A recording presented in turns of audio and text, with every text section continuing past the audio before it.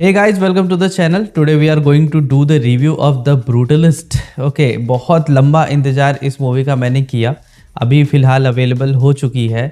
2024 दिसंबर में रिलीज़ हुई थी, जनवरी में रिलीज़ हुई है लंदन में।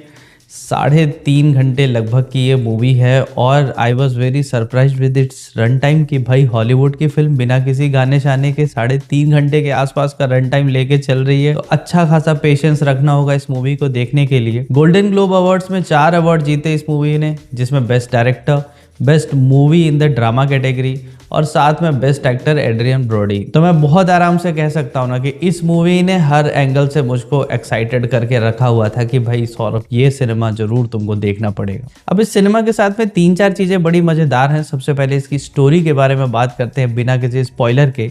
ड्रामा की कैटेगरी में है, कोई ऐसी सस्पेंस थ्रिलर नहीं है, तो तुम्हारे लिए कुछ भी स्पॉइल नहीं होगा। ये मूवी है एक अमेरिकन ड्रीम के बारे में, कि मतलब होता है ना कि एक किसी डेवलप्ड कंट्री में कोई पर्सन जाता है अपनी मदरलैंड को छोड़ करके कि भाई वहाँ जाएंगे, कुछ एस्टैब्लिश करेंगे, कुछ बढ़िया करेंगे।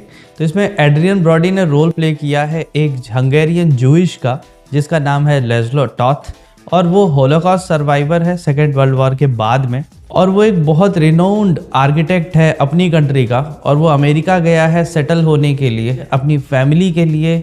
और ये अमेरिकन ड्रीम उसका किस तरीके से पूरा होता है या नहीं होता, क्या क्या प्रॉब्लम्स आती हैं, हमको इस मूवी में बहुत स्लो पेस में लेकिन समझो कि बहुत डिटेल्ड तरीके से देखने को मिलता है। अगर बात करूं एक्टिंग की, तो एड्रियन ब्रॉडी मेरी तारीफ बची हुई है भाई। गोल्डन ग्लोब मिल गया बंदे को और I am rooting for him कि मतलब वो एकेडमी अवार्ड्स में भी बेस्ट एक्टर का अवार्ड जीतेंगे इस मूवी के लिए।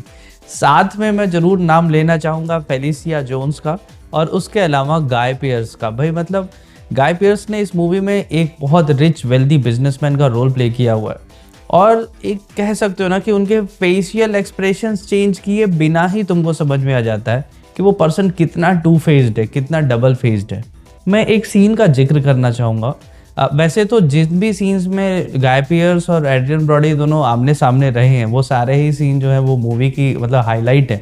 बट एक सीन है जिसमें गाय पियर्स का जो कैरेक्टर है वो रेस्टोरेंट में आता है मिलने के लिए एड्रियन ब्रॉडी से, और वो उसको मैगजीन की कटिंग्स वगैरह जो है ना वो हैंड ओवर करता है, जिसमें एड्रियन ब्रॉडी की बनाई हुई बिल्डिंग्स वगैरह के फोटोग्राफ्स होते हैं। उस सीन में एड्रियन ब्रॉडी के मतलब एक्सप्रेशन जो है ना वो टॉप नॉच है। उस कैरेक्टर का पेन जो है ना वो तुम स्क्रीन पे फील कर पाओगे, और उसका रीज़न ये है कि हमको वहाँ समझ में आ जाता है कि मतलब वो जो कैरेक्टर है उसको ये नहीं पता था कि वो उन बिल्डिंग्स को क्या कभी दोबारा देख पाएगा। वो उससे कहता है कि क्या मैं इन फोटोग्राफ्स को अपने पास रख सकता हूँ। मूवी आगे बढ़ती है और उसमें हमको देखने को मिलता है कि किस तरीके से गाय पियर्स का जो कैरेक्टर है वो अपनी माँ की याद में एक बहुत बड़ा सा कॉमन सेंटर बनाना चाहता है, चर्च बनाना चाहता है उस जगह पे।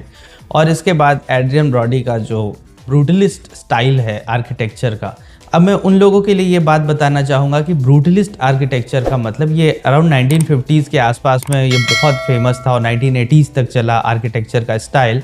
और इस स्टाइल में बिल्डिंग्स जो थी उनका कंक्रीट वगैरह जो था ना वो हाइड नहीं किया जाता, तो उनको बहुत ही मिनिमलिस्टिक और बहुत ही प्लेन स्टाइल में ऐसा किया जाता था। 1980s के बाद में लोगों को ऐसा लगने लगा कि ये जो ब्रूटलिस्ट स्टाइल का आर्किटेक्चर है इसमें कुछ आर्ट नहीं है, ये बहुत ही प्लेन और बहुत ही ब्लैंड है।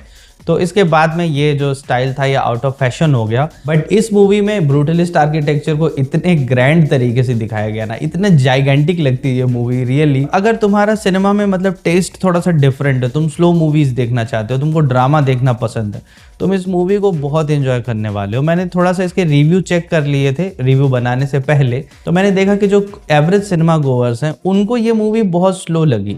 और उसका रीज़न ये है कि हम लोग 15-20 सेकंड की रील्स और शॉर्ट्स देखते हैं, फिर हम एक्सपेक्ट करते हैं कि मूवी में कुछ ऐसा हो, हर 10 सेकंड में कुछ बड़ा होना चाहिए, हर 15 सेकंड पे कुछ बड़ा होना चाहिए, अदरवाइज वो इंटरेस्टिंग नहीं लगेगी। भाई ये मूवी जो है ना वो आर्ट सिनेमा की कैटेगरी में आती है, ना कि वो फास्ट पेस थ्रिलर की कैटेगरी में। तो अगर तुम 3.5 घंटे की मूवी देखने बैठ रहे हो तो तुमको वैसा माइंडसेट बनाना पड़ेगा। इस मूवी के बारे में एक और इम्पॉर्टेंट इन्फॉर्मेशन है कि इसके डायरेक्टर ब्रेडी कॉर्बेट, उन्होंने टेक्नोलॉजी यूज़ की है 35 मिलीमीटर्स की विस्टा विजन टेक्नोलॉजी, जो कि पैरामाउंट के द्वारा 1950s के अराउंड जो थी वो लॉन्च की गई थी।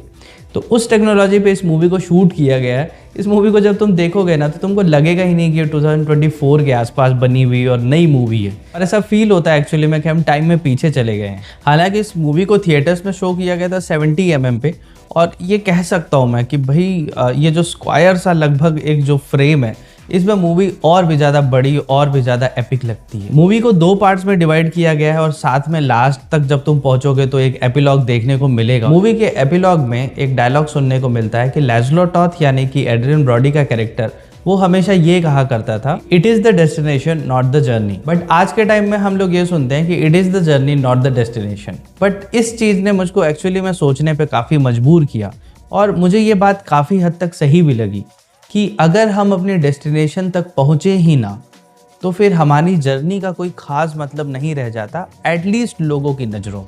और लोगों की नज़रों से मेरा क्या मतलब है कि जो आर्टिस्ट होते हैं उनको अपने आर्ट को लेकर के एक ऑब्सेशन होता है। अगर तुम खुद एक आर्टिस्ट हो, अगर तुम मूवीज़ बनाते हो, गाने बनाते हो, ड्राइंग्स बनाते हो और इन चीज़ों को तुम कमीशन करते हो यानी किसी से पैसे ले करके बनाते हो, तो तुम्हें रियलाइज़ होगा कि जिससे तुमने वो आर्ट कमीशन की हुई है उसके लास्ट मिनट के चेंजेस एज एन आर्टिस्ट कितना डिस्टर्ब किया करते हैं। जैसे गाय पियर्स का कैरेक्टर एड्रियन ब्रॉडी को कहता है कि ये जो मॉन्यूमेंट बन रहा है इसकी जो हाइट है इसको कम रखेंगे क्योंकि हमारा बजट जो है वो ज़रूरत से ज़्यादा नहीं हो जाना चाहिए। तो उस समय में एड्रियन ब्रॉडी का कैरेक्टर अपनी फीस कंपनसेट करने के लिए रेडी हो जाता है कि नहीं, हाइट तो उतनी ही रहेगी जितनी मैं कह रहा हूँ। और वो बाद में पता चलता है कि भाई उसकी छोटी छोटी डिटेलिंग जो थी वो किसी मतलब से थी, ना कि बस सुंदर लगने के लिए। ओवरऑल ये मूवी बहुत बेहतरीन है उन सिनेमा लवर्स के लिए जो खुद को सिनेफाइल कहते हैं, जिनको एक बढ़िया स्लो ड्रामा देखना है, एक आर्ट सिनेमा देखना है, उन सभी के लिए ये मूवी मस्ट रिकमेंडेड है। वहीं अगर तुम एक fast pace thriller, suspense, crime इन सारी चीज़ों को एक्सपेक्ट कर रहे हो तो प्लीज़ इस मूवी से थोड़ा दूर रहना,